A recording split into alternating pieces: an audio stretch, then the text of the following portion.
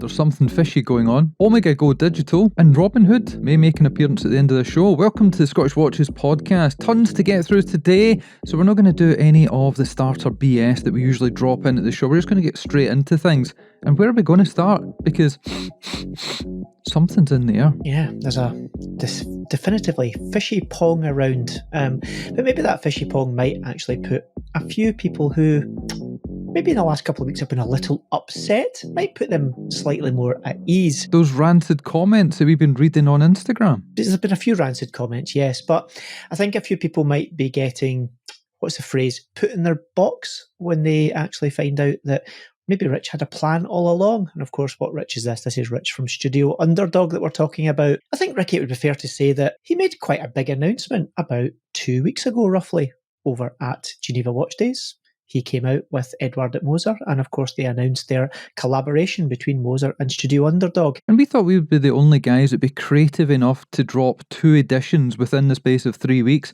Turns out it's the au fait thing to do these days.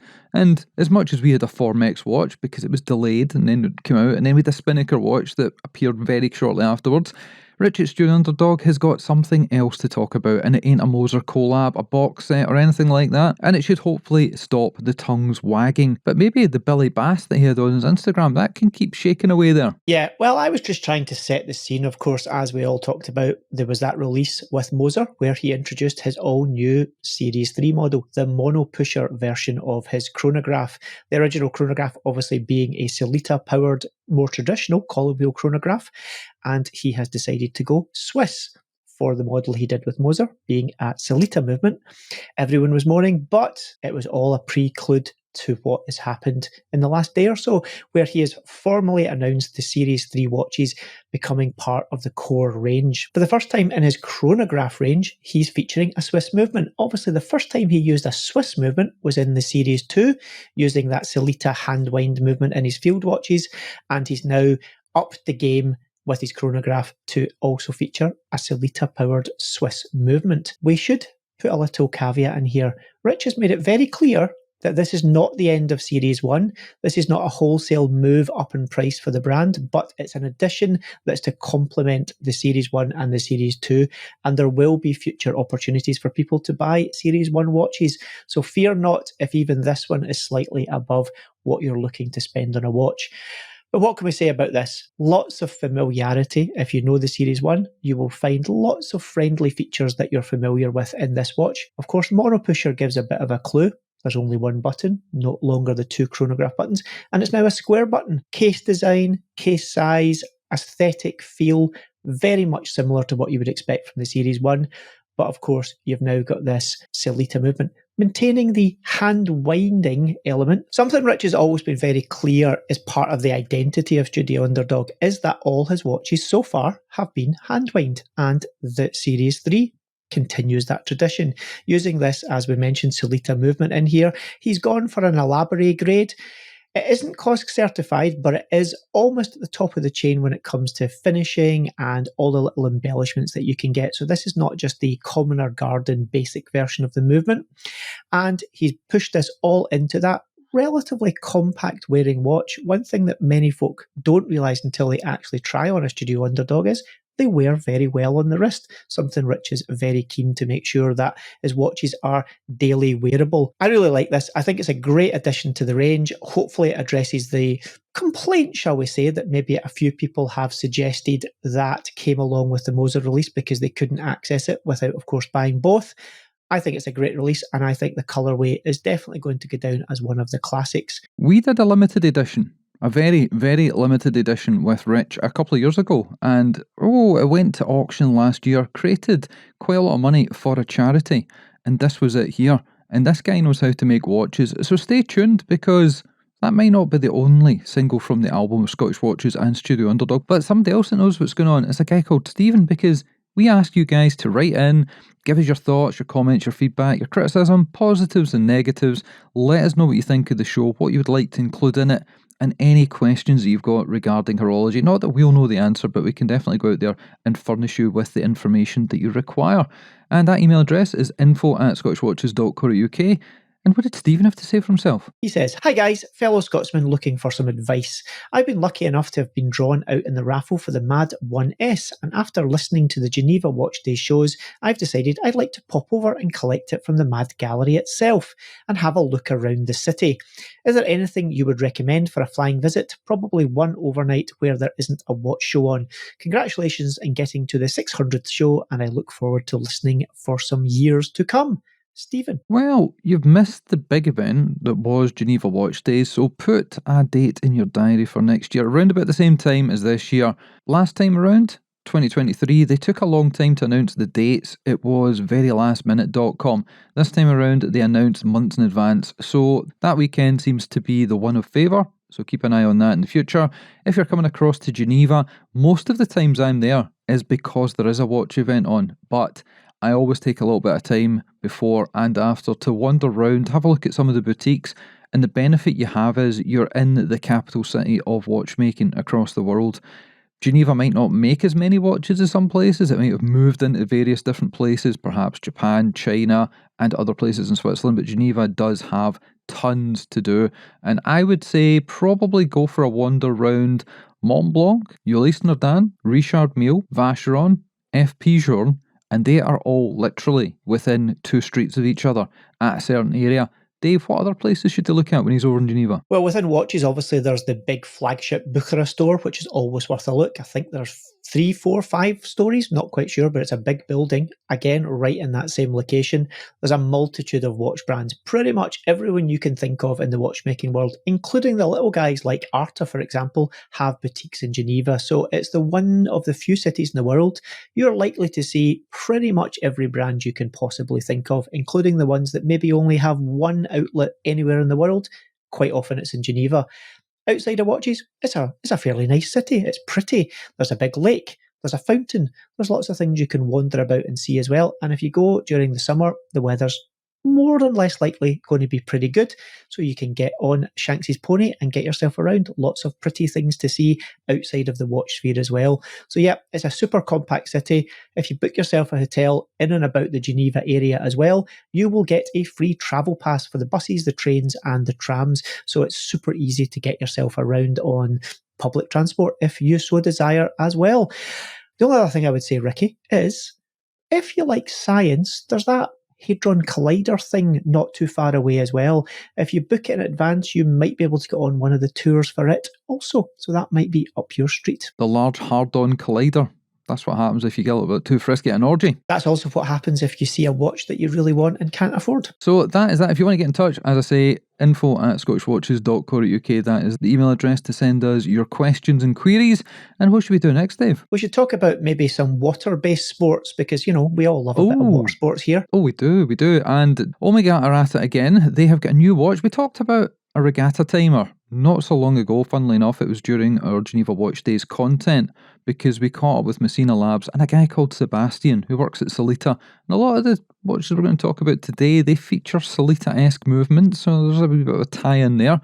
But Omega are at it yet again, and you are Mr. Omega when it comes to things here in the UK, although you don't have one of those James Bond, Daniel Craig, associate executive type badges just yet that we know of. So you can tell us a little bit what's happening here. So yes, what's happening here? Well, Omega are well known for the Olympic Games and timing. They're of course well known for pretty much anything to do with moon landings and space.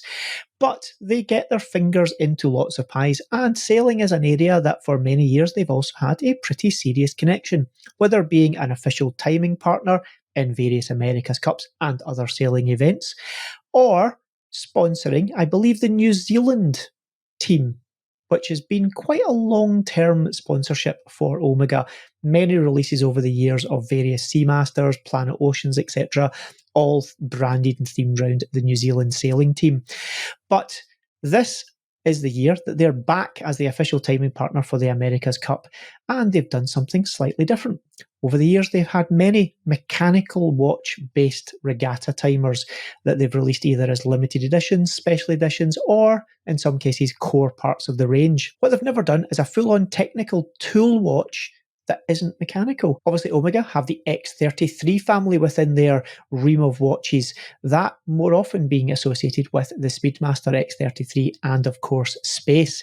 But they have taken all of their technology from that X33, they've bundled it all up, they've messed around with it a little bit, and they've managed to get it into a titanium Seamaster case to allow them to produce a technical tool watch that's based around a regatta timer, but in digital format. So this is possibly the first time they've done a proper utilitarian tool watch for the sailors. I personally think this is a great looking watch. It's a bit strange when you first see it, because I'm used to seeing the X33 in the Speedmaster family, and I'm not used to seeing it as what very much looks like a slightly bigger, chunkier version of the Seamaster 300. But I personally really like it. The blue and white colorway looks great. I do like the X33 family. I personally own one. I think it's a great watch. And yeah, I like the fact they've done something slightly different. No doubt folk are going to moan about the price because it's a digital watch in and around the 6,000-7,000 Swiss franc mark, which is quite expensive for digital watches, although I have a bit of a penchant for them myself. But the water resistance, Ricky, what's the thing about that watch that's called the Seamaster 300? There's a clue in the name about something to do with water resistance. I think it's a little bit less here. It's almost keeping the heritage of the Speedmaster alive through this variation. And I remember years ago, the thing that people talked about with the X33 was that the pushers would fly off, especially in space. So maybe the water resistance rating is a good designation. Oh yes, what Ricky failed to mention is it is less. It's quite a lot less. In fact, it's 50 metres. So it's the same as a Speedmaster, like I said. Indeed, but you didn't actually mention the number, Ricky. But anyway, moving on. The thing is, I'm sure there's a sailing team that I've seen recently utilising Speedmasters on their boats as well. So maybe Omega are subtly trying to say, yes, it only says 50, but actually you can use it in water-orientated sports. But nonetheless, I think this is a great looking watch. I think the colourway is fantastic. If you're into your proper technical tool watches and want something a little bit different, maybe this is a watch for you. I, for one, am not a big fan of this one.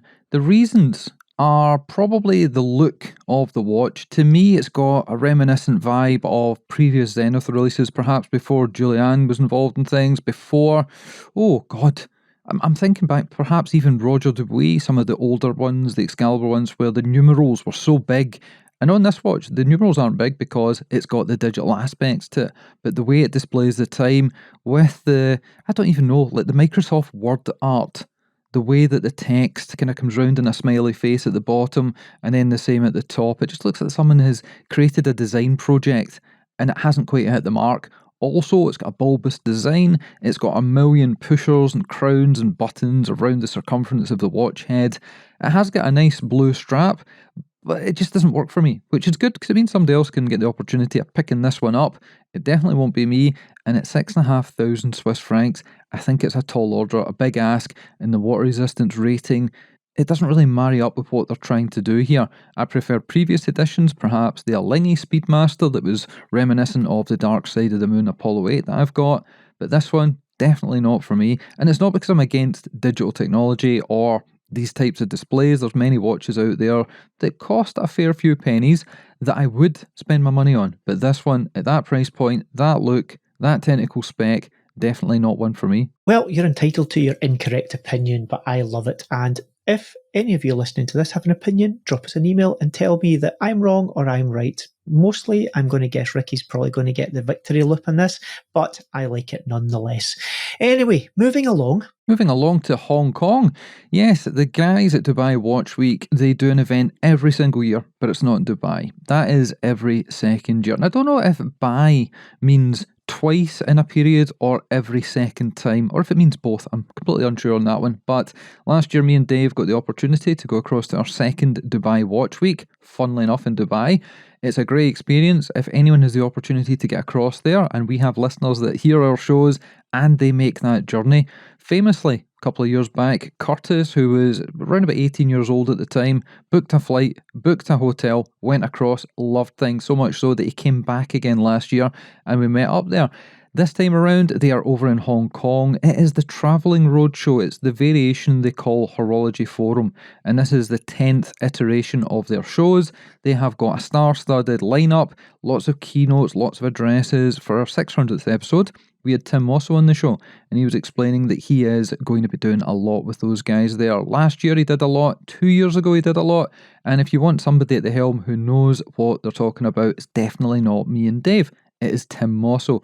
So if you're in the region, or you're thinking of travelling, or you want to check things out in real life, I would tell you, jump on the Dubai Watch Week website. The link will be in our show. But did we tell people about show notes, Dave? I don't think we did.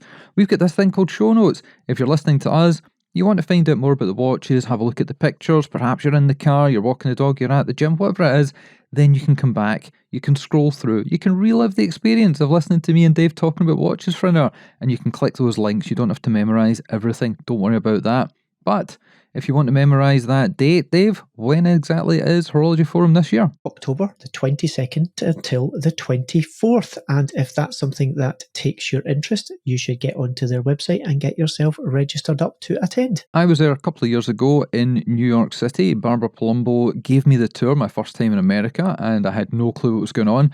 Some really good information was passed on, so I would not become a victim of watch crime or other crime. So I'm looking forward to Hong Kong because it's completely different. I've never been there either. Dave has a number of times. We've spoken offline about things. He's given me some hints and tips. So perhaps if you guys want to come along, drop us an email, let us know, and we can give you some information on what's happening there, because it's not just what happens with Dubai Watch Week Horology Forum. There are lots of people that add things on around about. So on the days where perhaps there's a gap in the schedule, there'll be many other things available that you can turn your hat to. So definitely check the website, register your interest. The best part about Dubai Watch Week and the associated events they put on is everything is free of charge.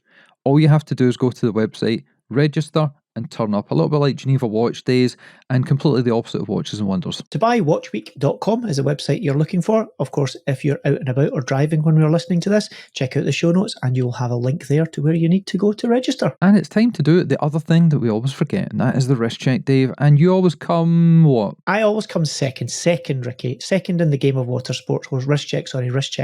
So you can go first. Okay then, well, I will tell you what I'm wearing today, and it's a watch that's been sitting, waiting patiently to be showcased to the amassed audience. And it is a watch from the folks over at, we'll call them Spinnaker. They're in charge of Aviate, Spinnaker, Nubeo. They have a whole host of different brands that target different segments. Aviate is obviously their aviation arm, Spinnaker covers waterworks, water sports, all those good things, and Nubeo is more space age technology. They've had wandering hour, satellite complications. They have got many different iterations and different colourways, different materials for case technology. They've even got a tourbillon that I spotted they were talking about recently. So they've always got new things happening. And the guy at the helm there is Vishal. He's been on the show a couple of times before. We've partnered with him and Spinnaker to do a couple of releases, including Braveheart and most recently Nessie. Both massive successes. Obviously, in the future, we will be looking to do something again with them without hooring ourselves out, obviously. But they sent across a watch in the summer month, and I was trying to find a little bit of time to talk about it, and that is today. So on the wrist today, I am wearing their Star Trek collaboration. Yeah, you don't really hear of Star Trek doing many of these types of things. How many times have we seen Snoopy?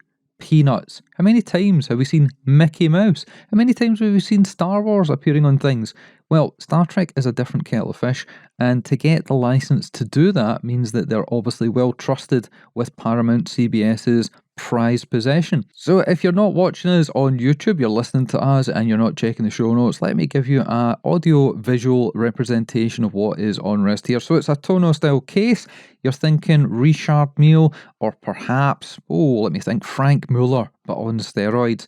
It's got a crazy crown complication where you have got an insert of rubber, colour matched to the dial. The one I've got has got, I would say, the Star Trek TNG style logo. A little bit de Bethune, but obviously at a price point is a lot less. These are priced far more economically than you may expect. Inside, it has got a Seiko Industries movement, so it's tried, tanked tough and tested to destruction. It has got 2 different straps in the box, a cool Pele case that it comes in. I'm not too sure how many colourways are still available or how many iterations, but I believe there are 200 of each of the different colours. Obviously, I asked them to send me a blue one, because that's my favourite colour, ties in with Scottishness, saltires and all the rest of it. And it does have a ton of wrist presence. Dave is not a fan of this one, just like I'm not a fan of the previous Omega we spoke about, but for around about £400, $400, I think it's pretty cool. It's automatic, it's funky. Yes, it does have a tie-in with Star Trek, and that logo in the centre does protrude quite a lot. But if you're not into that, they have a ton of different colourways, different styles, and in the Bail range has got lots of crazy complications at pocket-friendly prices. So you're not a fan of this then, Dave? To be honest, I'm not a fan of that general aesthetic. I'm not particularly a fan of Richard Mile's more common aesthetic or any of that kind of style, so of course this one's not going to particularly appeal to me. What I will say though is, if you generally like that aesthetic and you're wanting to try it out and not take too much of a risk at $400 in the price range, this is something that could get you something fun and interesting if that is indeed what you like. Well, Dave has found a nice way to say he hates it, which is absolutely fine. We all have our own opinions and Dave can be wrong 24/7. It is okay with me. To run through the spec of this one very quickly, it's 48mm, but don't let that put you off because it's a rectangular shape. It doesn't mean it's 48mm as a circle or a square. 17mm case thickness. It is a chunky monkey, but it also contours to the wrist, being a tonal shape. Lug to lug is 51mm. Lots of different colours available, 50 metres of water resistance, so it equalises that $6,500 Omega, and you have a 2-year warranty. So all the details will be in the show notes if you're interested, and there are lots of different colourways. I believe there's red, green, blue and yellow, and it's time to find out what shit Dave is wearing today. So what am I wearing? Well, I'm wearing a watch from a brand that's been in the headlines, it has to be said, for a good few months, pretty much since Watches and Wonders earlier in this year. That is a Bremont. I am wearing my Bremont MB2, which I still think is one of the nicest watches that Bremont have ever made. I think it's a great looking watch. The only challenge with it was that the strap, which is this Velcro number, which was supplied with the watch, was a little bit big for me. But I then managed to discover and find out that a little guy called Gas Bones, based down in the UK, used to provide and make the straps for the older Bremont watches, and he very kindly made me a smaller version of the exact same strap so that it fits my wrist perfectly. So that is what I am wearing. I think this is a great watch, and you know, as much as there's been lots of things said about Bremont over the last few months, we have been very clear that we would love to see Bremont build themselves, rise and continue to do what they do. Who knows if that will be the case, but let's hope that that is the case as far as Bremont are concerned. So Ricky, apart from wrist checks, what have you been up to? So what have I been up to? Lots of things. I finally caught up with all my Geneva Watch Days gubbins. The last of it obviously is in the show today, and I feel as if, you know when you go to the toilet and it doesn't quite pass, but then it passes and you feel relieved and everything's great. That's how I feel now. But I have been catching up with some other things. I managed to find a movie on Amazon Prime that was newer than most of the shit that I do watch, but it was based on something from back in the day. And that is the most recent movie from Ryan Gosling. Not Barbie, this time around it's something cool, something heroic, something with a bit of testosterone in it, and that is The Fall Guy, based on the Lee Major series from, I believe, the early 80s, if not the late 70s, where you have a guy that's trying to make a little bit more money. So he's a stuntman by day, but a kind of private dick by night. They changed things around a little bit this time, but the premise is fairly similar. Lots of cool people in it. Emily Blunt stars in it. It's star-studded. Loads of great folks in it. The thing that got me is the stunt work is phenomenal. And the graphics are so good that the parts in it where you're seeing the stunt performers doing their crazy antics, I thought it was all CGI, and it wasn't. But it was filmed at such a high quality that you couldn't discern a difference between what's created in the computer and what was captured through the lens. So that was the only thing that kind of caught me unawares. So a great little movie to pass the time. It's fighting against what maybe Hollywood has been dishing out for the past 10 years, there or thereabouts, and of a similar vein, maybe not quite as crass, but of similar vein to the most recent Wolverine and Deadpool movie that I thoroughly enjoyed too. Apart from that, it has been Gumball time. Me and Dave had the opportunity last year to meet up with a few of the drivers when they left from Edinburgh. This time around it is further away, but Nico and loads of other YouTubers who are into the car sphere, and Nico is obviously traversing across to that. They've been giving us the updates on all the stuff that's been happening with their motor vehicles across the world. And I was actually thinking, could you imagine if we did our shows the way car YouTubers do their videos? It would be a thumbnail of us holding our faces going, oh my god, my watch stopped. Oh no, is it ever going to work? Am I going to be able to time my dinner ever again? Yes, it would be slightly more dramatic than it actually turns out that it is, although Ricky, you are getting pretty masterful at that slightly shocked look in your face that we're using for the thumbnails on our YouTube video, which reminds me, you may be listening to this, but check out our YouTube channel because you'll be able to watch most of the shows, usually released every Saturday on our YouTube channel. So if you want to see what's going on as well as listen to what's going on, and they're both slightly different, same topics, but we view them and edit them slightly differently, check out the YouTube channel. When I'm doing the crazy thumbnails for YouTube and I've got the shocked expression, all I'm doing is remembering that Miziel sent me the show notes on time. That usually works. Talking of Gumball shenanigans, Nico has been at it, and he has been parading around in his Ferrari that genuinely seems to be breaking down all the time, because I don't think he can fabricate all those error messages that pop up. So yeah, as much as I slag off the YouTubers with cars, he's actually doing it the proper way.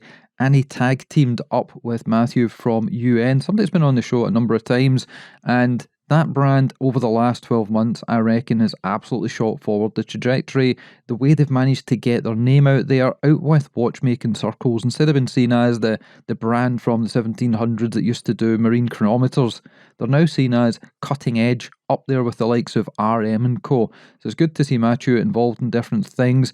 He looked like a very unhappy camper sitting in that car that kept breaking down, going across Asia. Seeing all the Gumball guys reminded me of last year how much fun we had.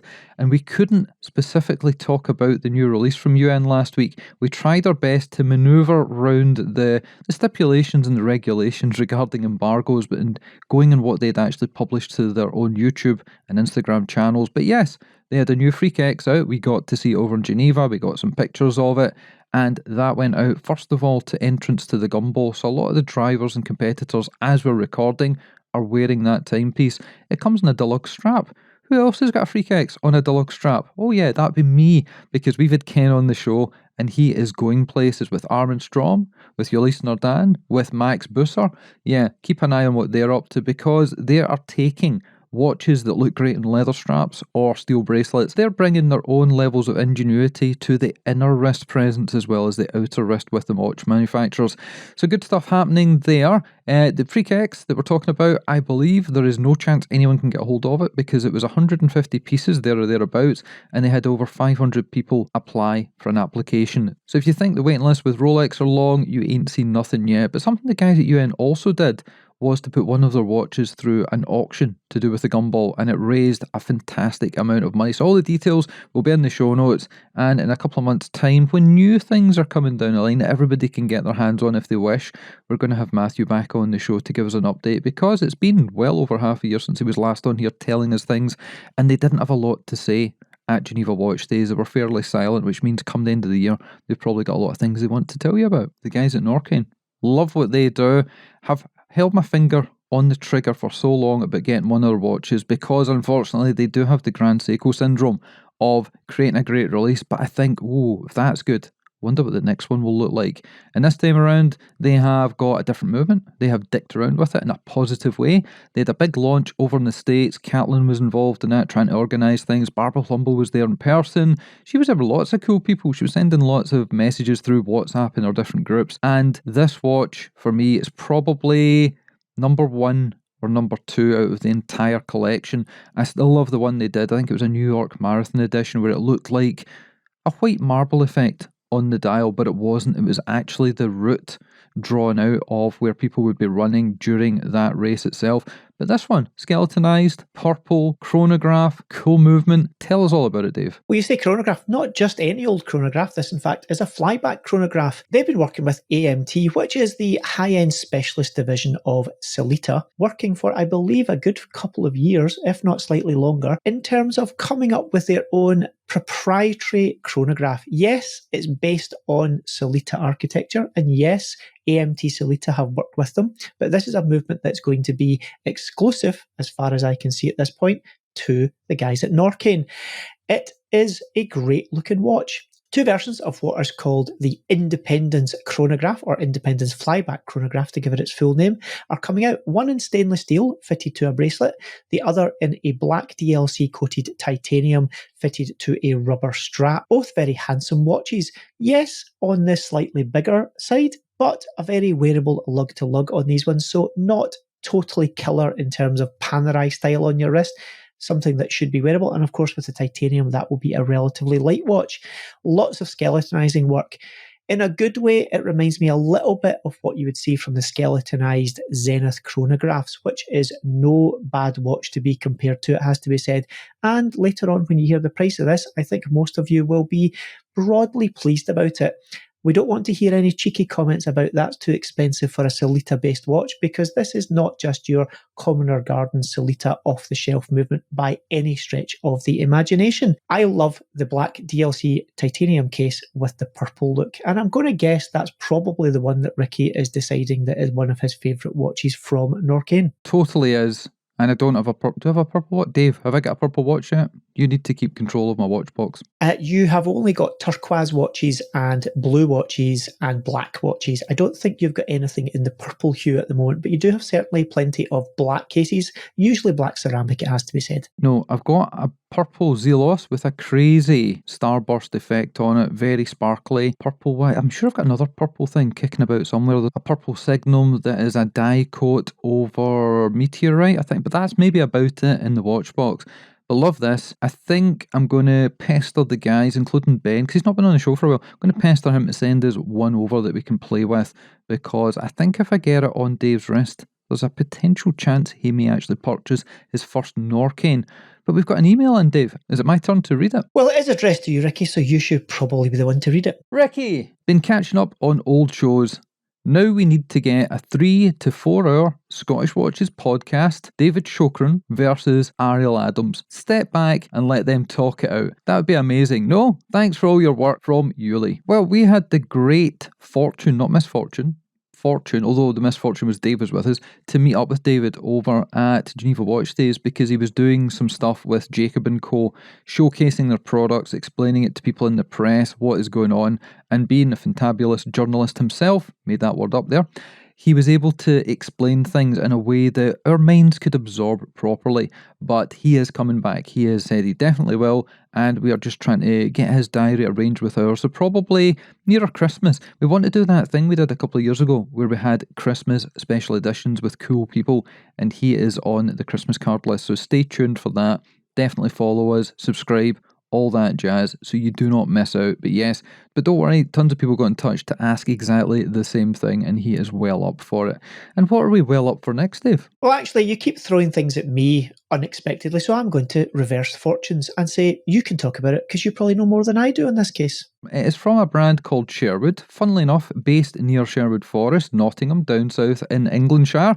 And the guy behind it is actually somebody fairly familiar with the show. He was a long-term listener, Glenn Reynolds, and along the way he told us he was a designer. Maybe was going to dip his toe into the watchmaking markets, because if you've got a bit of a keen eye for the way things should look, and you love wristwatches, then marrying the two together can be a great idea. Look at Rich at Studio Underdog and what he's been up to. So it took a while, and then end of last year we got an email through saying, hey, got my first watch ready. And that is such a massive thing to do, because sketching out some ideas, emailing a few places to say how much will this cost, what are the minimum order quantities for XYZ, that is a big thing to do. It costs a lot of money getting prototypes done and then ordering them in batches. And when you order from factories across the world, doesn't matter if it's the UK, Switzerland, America or the Far East, they will ask you to commit to 100 pieces, 500 pieces, 1,000 pieces, depending what you're doing and how much it costs.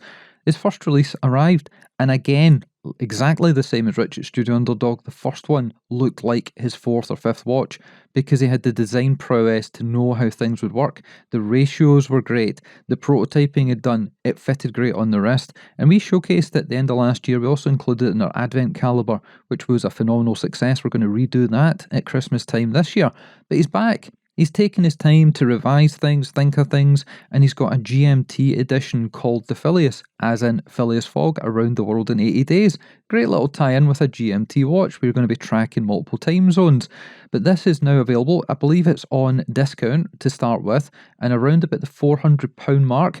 Lots of different colourways. Jody at Just One More Watch actually put a video out reviewing it, and the only niggle he had, from what I could gather, was that the new watch is similar to the older one. But if you've got a design theme, then why not make something that's similar to the older one with added functionality? So Dave, you've had a quick look at the release of this. We don't have the watch up to check out in real life. We did have some cool pictures to look at. What are your initial thoughts? Yeah, I think on the basis of value for money and aesthetic, this is a great looking watch.